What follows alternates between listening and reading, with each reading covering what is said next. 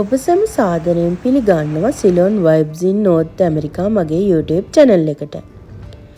මෙමෝරියල් day එක කියන්නේ ඇමරිකාට විශේෂ නිවාඩු දවසක්. ඒකට විශේෂ හේතුවක් තියෙනවා. මියගිය යුද විරුවන් ස්මරණය කිරීම සඳහා තමයි මේ දිනේ වෙන් වෙලා තියෙන්නේ.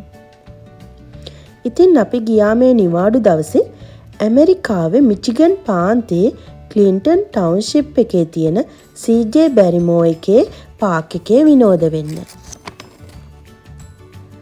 මෙතන වැඩිහිටියන්ටයි දරුවන්ටයි එක හා විනෝද වෙන්න පුළුවන් පාක් එකක්.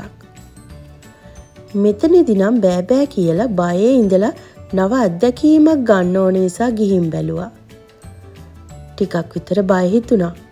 පාවෙනවා වගේ දැනුණා.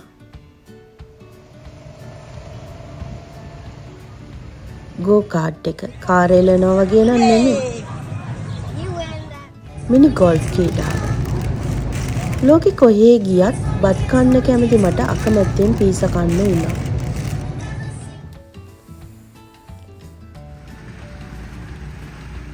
උඩ යනකොට නම් ටිකක් විතර බය හිතෙනවා. දරුවෝයි අපි හැමෝම දවසම විනෝද වුණා.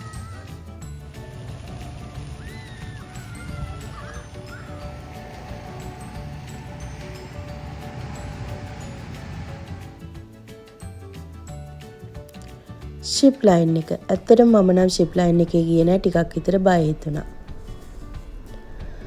සුන්දර ගමක ඉපදිලා ආව මට මේ වගේ ගමන් ගියහම ජීවිතයේ තියෙන නව අත්දැකීම් විඳින්න කියලා ඉගෙන ගත්තා.